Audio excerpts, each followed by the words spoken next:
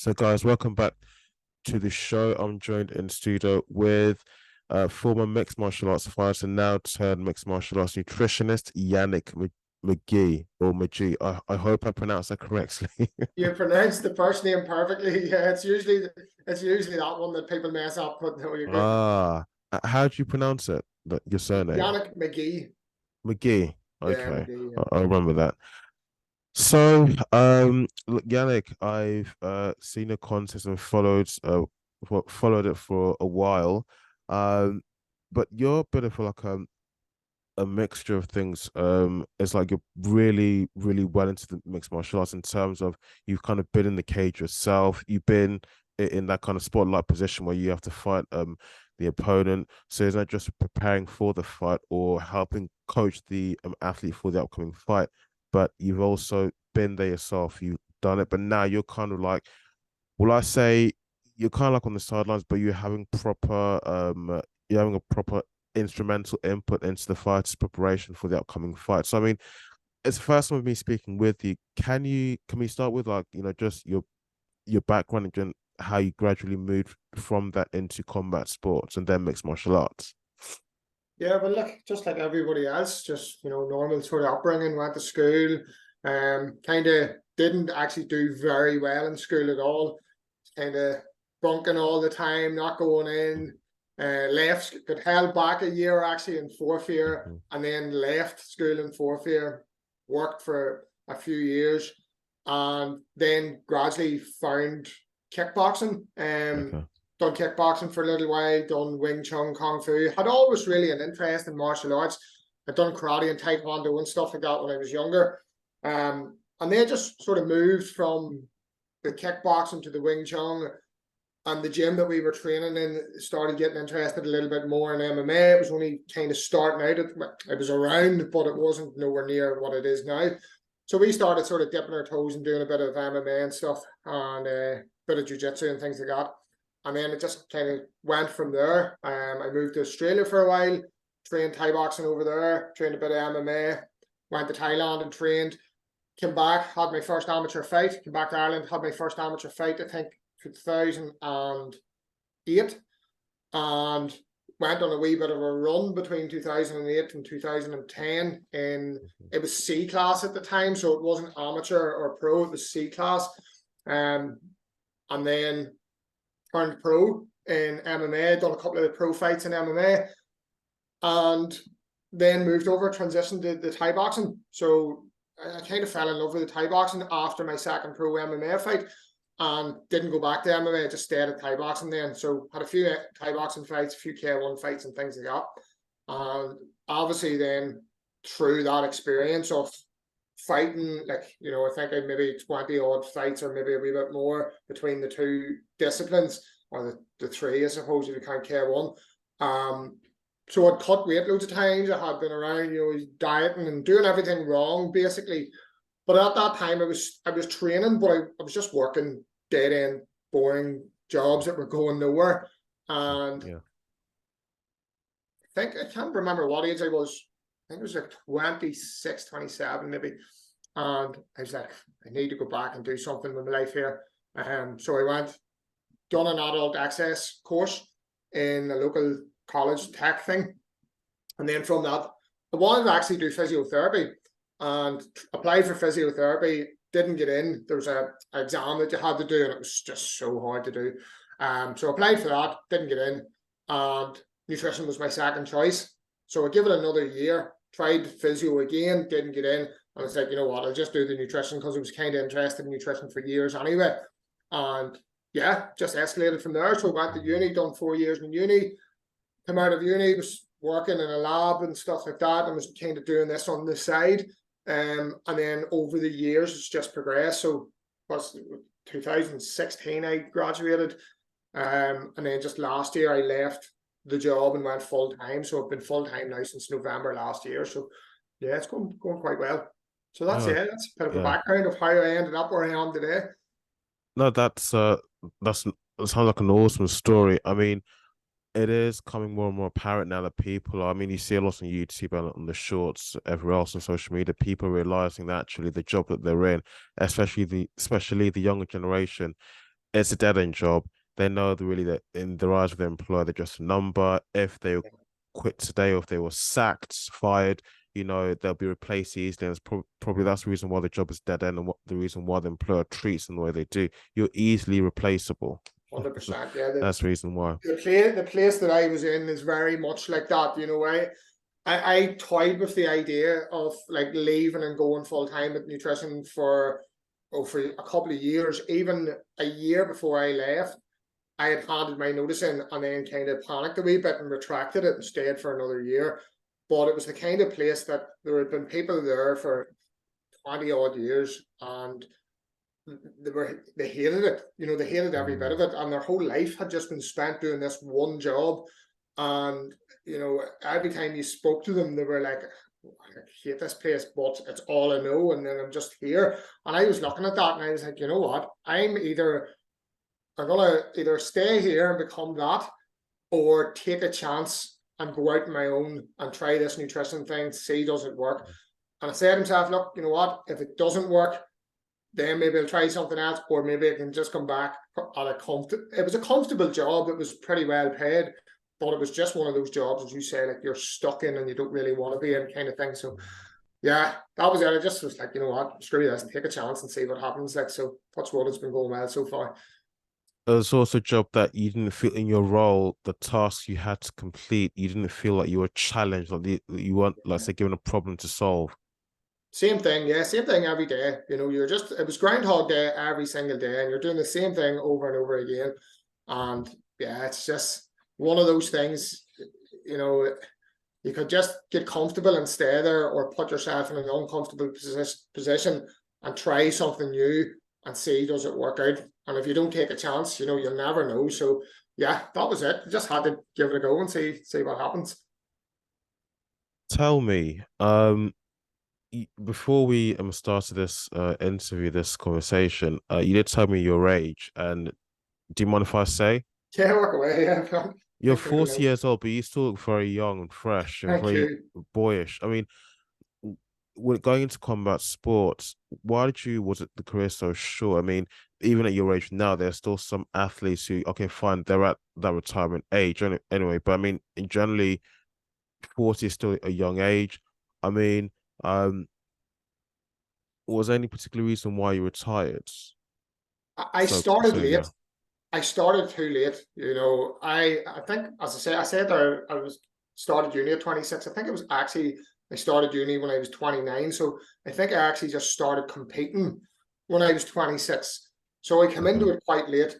And I got a good run for a few years, and I was doing it more for a bit of crack, a hobby, you know what I mean? To me, it was never about I'm gonna make a career out of this. It was never about that. It was just like all the boys were doing it, people I had trained with before, my mates of mine that got into it, they were competing, and I was like, you know what, I want to do a bit of that. Done it, enjoyed it, and enjoyed the whole experience of it. And it was never, I turned to pro because I was like, I get the at that time it was C class, there was no headshots on the ground, pro there was headshots on the ground. So that was literally the only difference. And I think that the length of the rounds.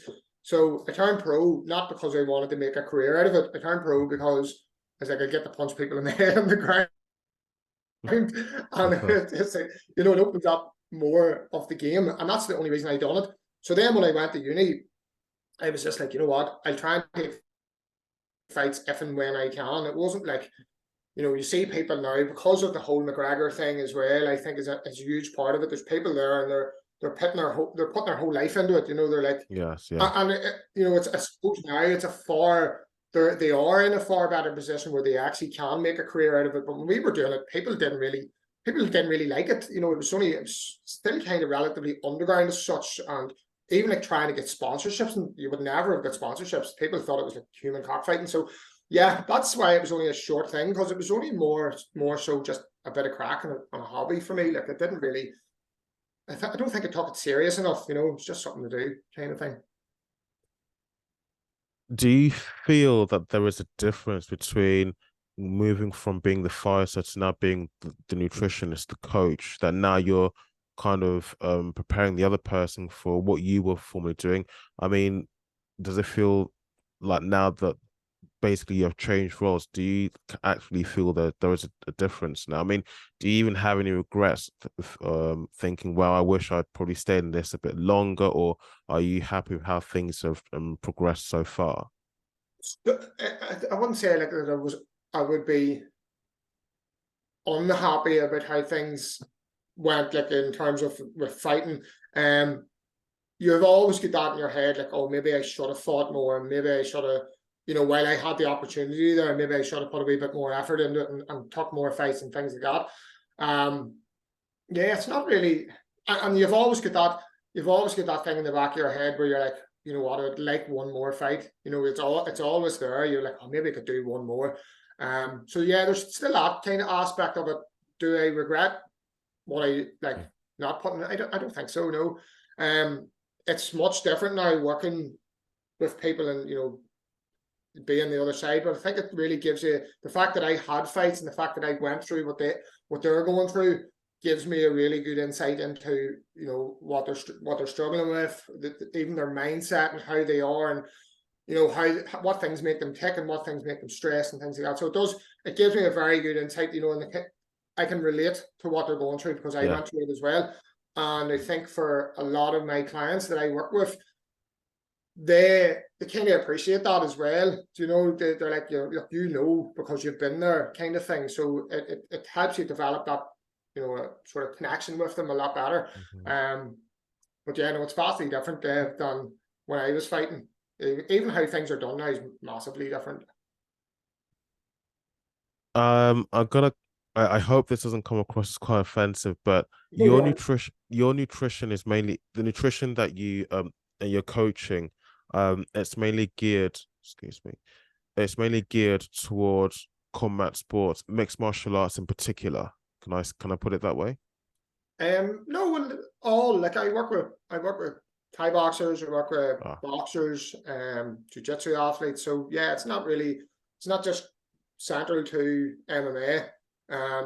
I work mostly with MMA athletes, and I think that's maybe because there's more of it's sort of more ingrained in the culture of MMA now to start working with nutritionists. So they're a little bit more open to it. Um, but I yeah, work with boxers, Thai boxers, everything basically. Yeah, it's not. I've worked with Taekwondo athletes as well, people that were competing in the worlds and stuff like that. So yeah, but the majority of my clients are MMA athletes. Yeah, not just solely MMA, but mostly MMA. because the question I was going to ask uh, is there is there would you say a difference, a fundamental difference between nutrition and coaching for, let's say, mixed martial arts, because that's what you're particularly tied to, and just ordinary fitness? I mean, the the business surrounding combat sports, let's say in general, is it say far more intense, far more active than say just ordinary fitness? Look, you would definitely Oh, exist. 100%, 100%. Like, there's so much more to it. It's so much more complex because you have you not only do you have the fact that somebody or most of the time needs to lose body fat, they need to lose weight, but they also need to improve as an athlete in terms of their performance. So, if a general person going to the gym, they're not really out trying to train like an athlete, they're just lose a bit of weight. So you can focus solely on maybe getting out that fat loss.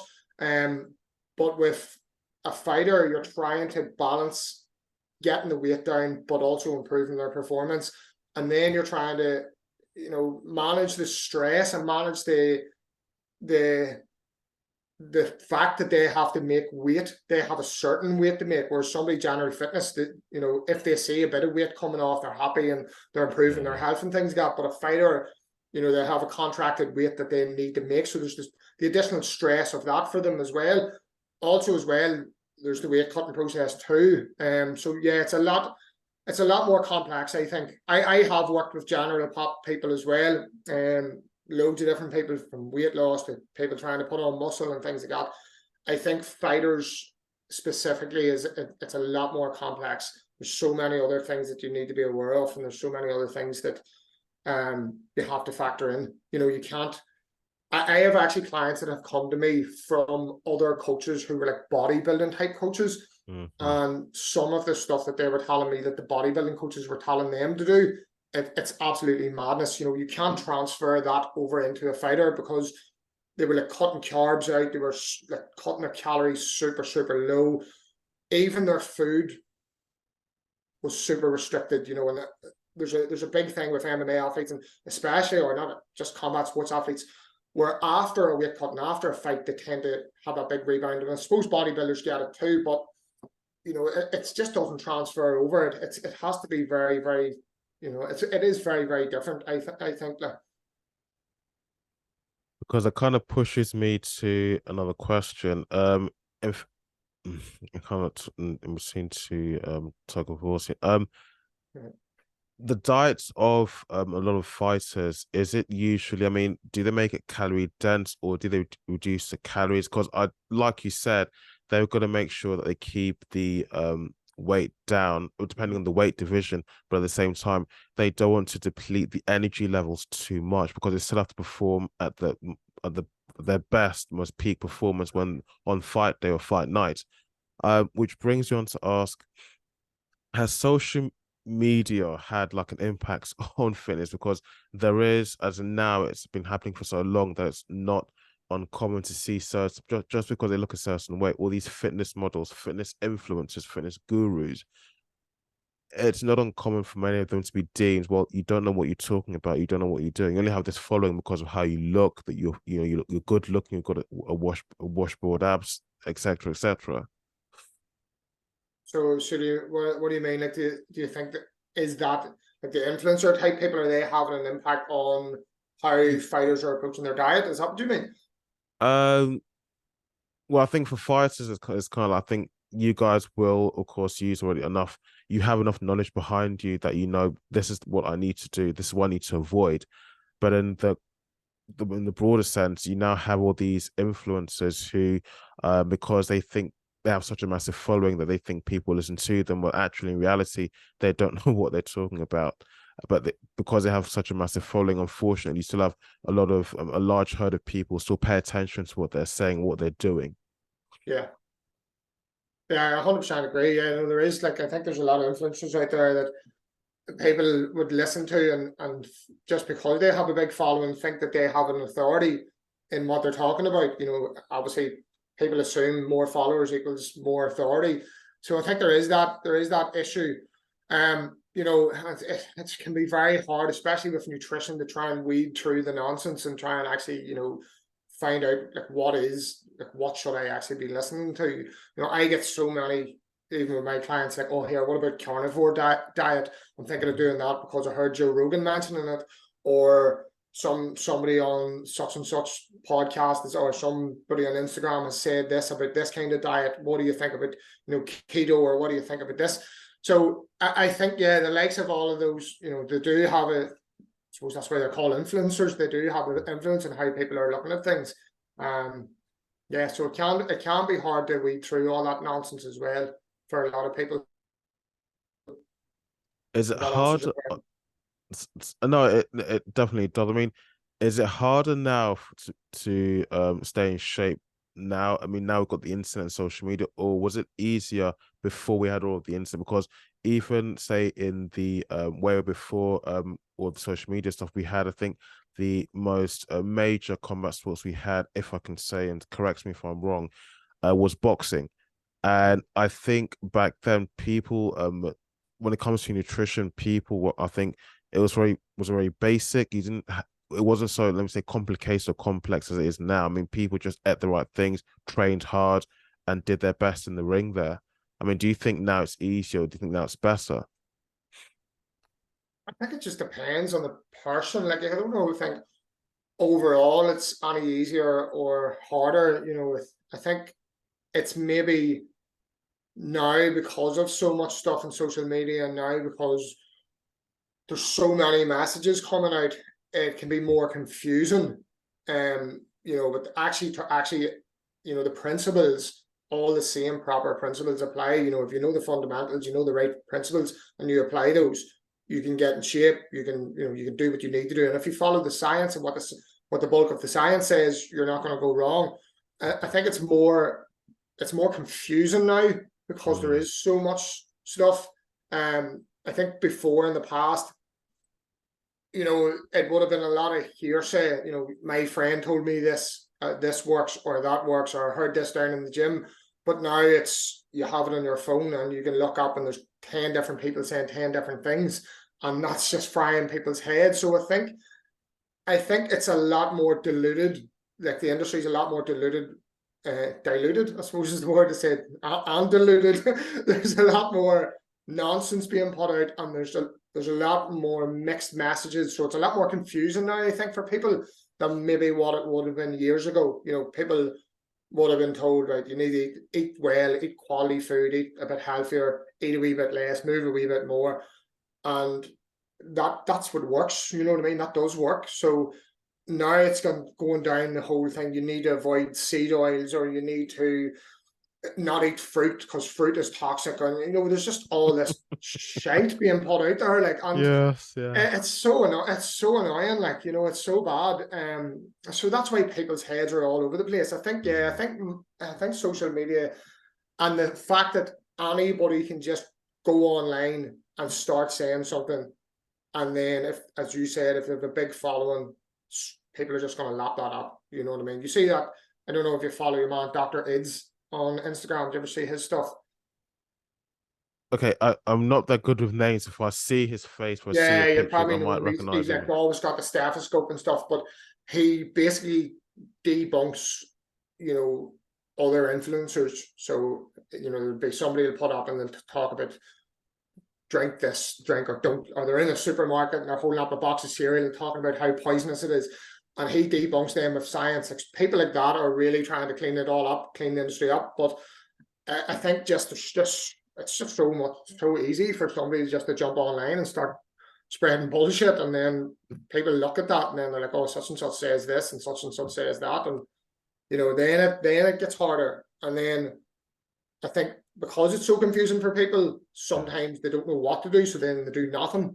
Do you know what I mean? So it could be harder maybe in that sense, yeah. Um, I'm gonna delve a little bit deeper if you don't mind. Yeah, go But you for it. can Yeah. tell me to mind my own business if you like. No, you're all good. You've heard of this? Have you heard of, not that you heard, but have you heard of this fitness model called V-Shred? Yeah, yeah, Okay, now I've seen he does look in shape. He's a good looking guy.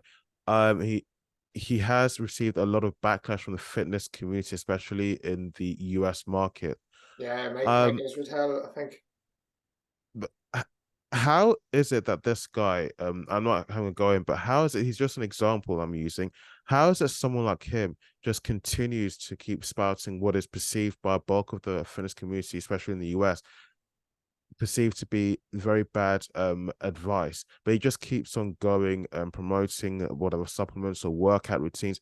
How do they just keep how do they get away with it basically? Because you'd have thought if you're receiving that much backlash against something which is obviously wrong, Mm. maybe you should stop. But he doesn't seem to, I mean, he Well, doesn't this seem to want to. this is the thing, you know, people like V-Shred and other people like him, they're not driven by integrity. They're driven by money, and they're driven by, let's try and sell as much stuff as we can, and it doesn't matter if I'm talking absolute shite, as long as I'm getting sales and as long as I'm making money. So, you know, their main thing is marketing. You know, they're super good at marketing. Um, I think it was actually, I think it was Mike Israel done a video, if you see on YouTube, and talked about V-Shred, and he was talking about like all his funnels and going over the information that he's putting out, and he completely debunked everything that V-Shred was saying.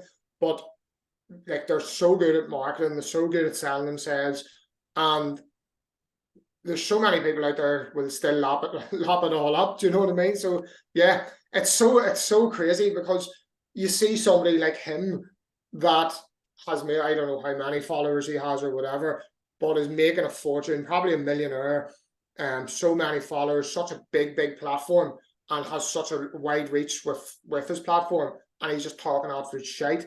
And then you have somebody that's maybe like one of the top researchers in the world, and they've maybe 1,000 followers, and they're like, what they know is actually, the knowledge is insane, but because they're not big into promoting themselves or marketing, and they're doing it because that's their thing. They're into the science and they're doing it from a place of integrity. You know, they just do it like almost behind the scenes kind of thing, you know.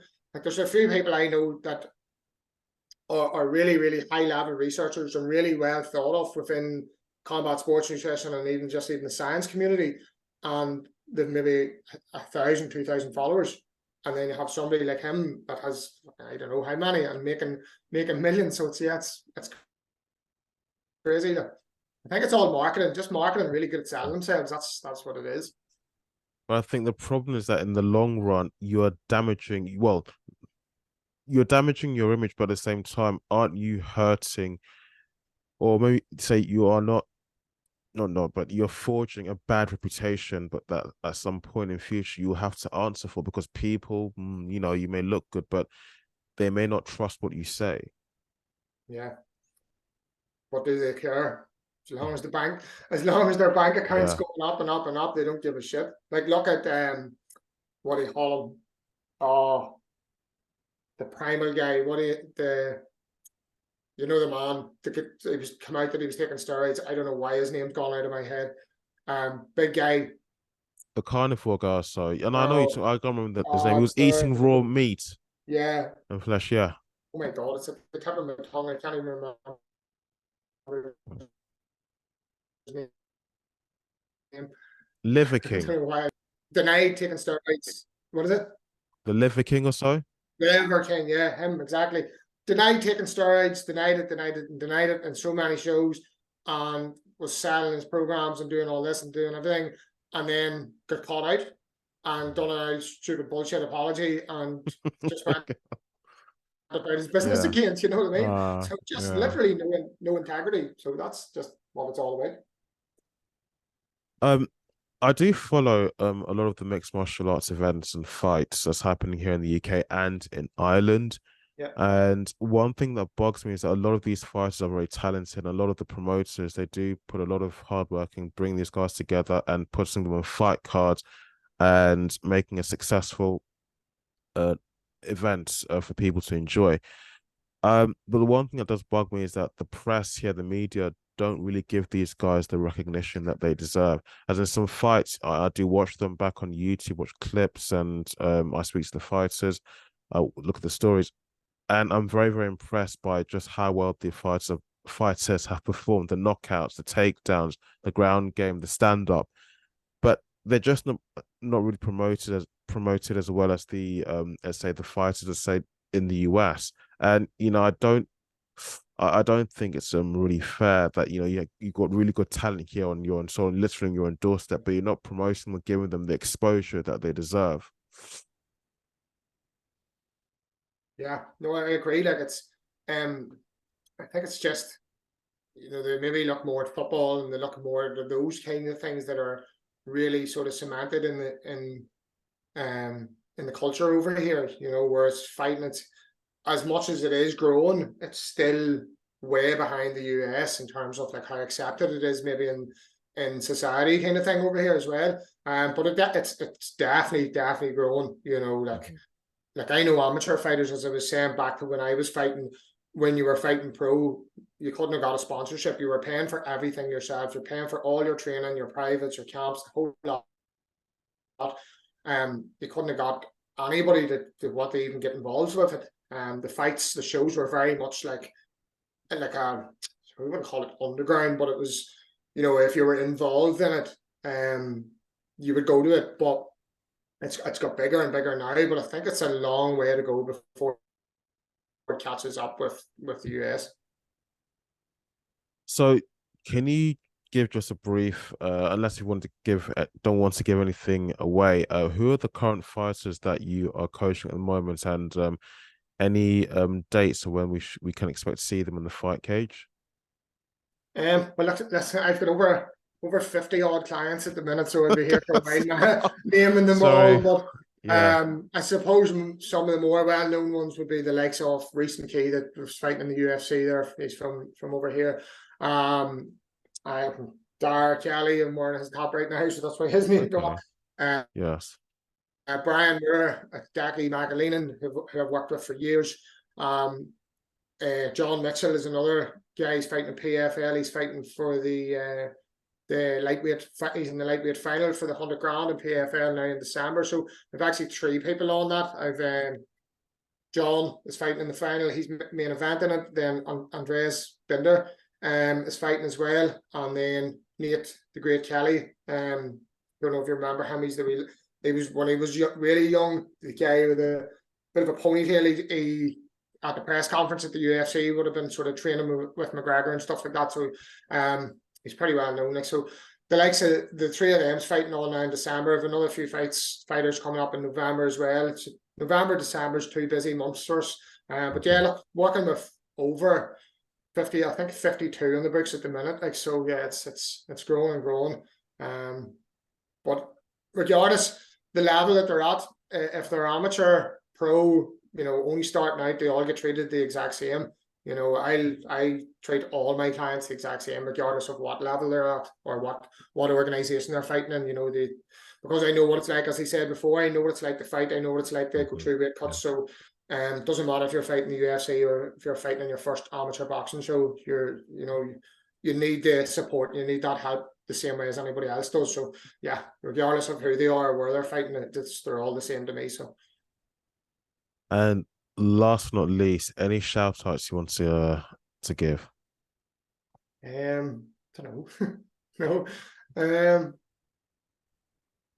No, not really. No. No. What do you mean? Like, I don't have any sponsors or anything. So, no, but I mean, you used to be a fighter. I mean, anyone who maybe that you're coaching them that you want to at least just mention their name, that they're going to be fighting soon, or anyone who probably.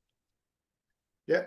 Well, just suppose John Mitchell would probably be the big one, like him, Andreas, and Nate getting ready for Dublin. So, yeah, it's gonna be a big night in Dublin, especially with John fighting in the final. I think it's his first time fighting at home in so long.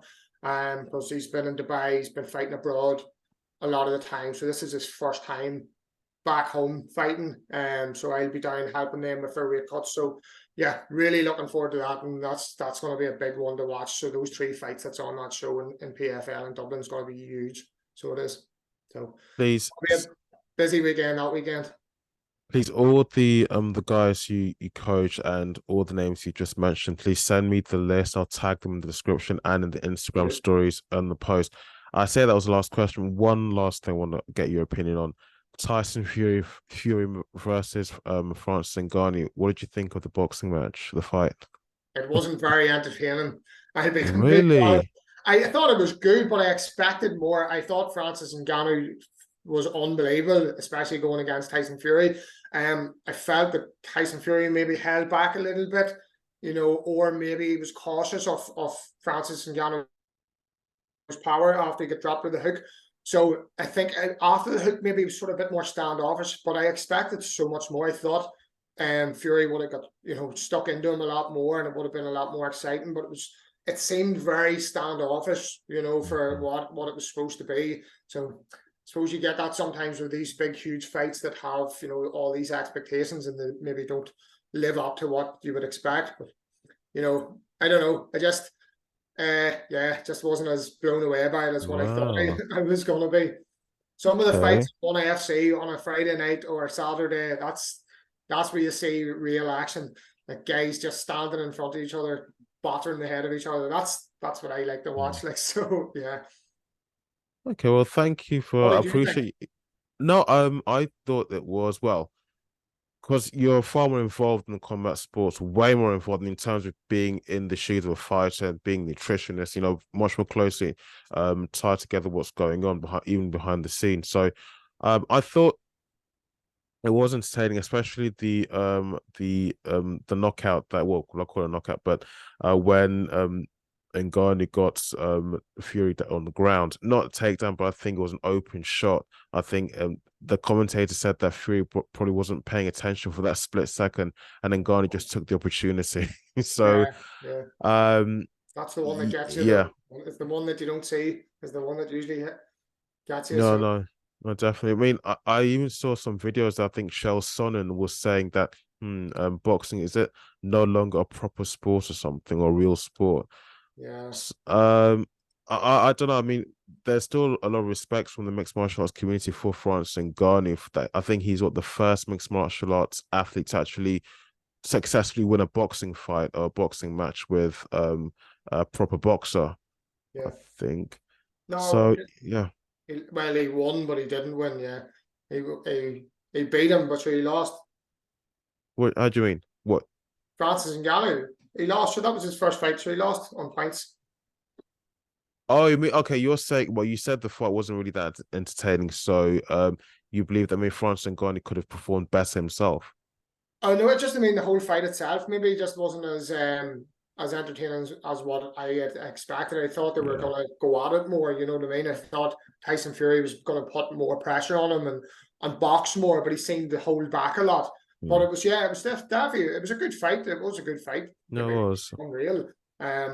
And Francis Ngannou to be able to compete at that level is for his first ever Mm, boxing fights and absolutely unbelievable. So yes. you can never anybody that fights, regardless of how it goes, you shouldn't talk shit about them. I hate that. Like I hate when Yeah. people are like, oh, they're shite and they can't fight. Get in there and try it yourself and see how well you Yes. can. If that's the case. So Mhm. respect to anybody that ever fights, regardless of what it is. If you put yourself out there and try to challenge yourself like that, you deserve respect for it. So yeah, unbelievable what he's done. But it just from a viewing standpoint, maybe just wasn't as entertaining as what I was kind of expecting. That's just all I'm saying. Guys, well, before I say guys, Yannick, thank you so much for coming on the show, Thanks, and bro. definitely, we have to get you back on here soon. I'd like to pick your brains a bit more. Nice one, buddy. Thank you. And guys, thank you for listening. Thank you for watching. The episode will be live on YouTube and on Spotify, iTunes, and on Google Podcasts, and a plethora of other audio platforms as well. Yannick, once again, thank you. Thanks so Thank much, you. buddy. Take Thank care. you.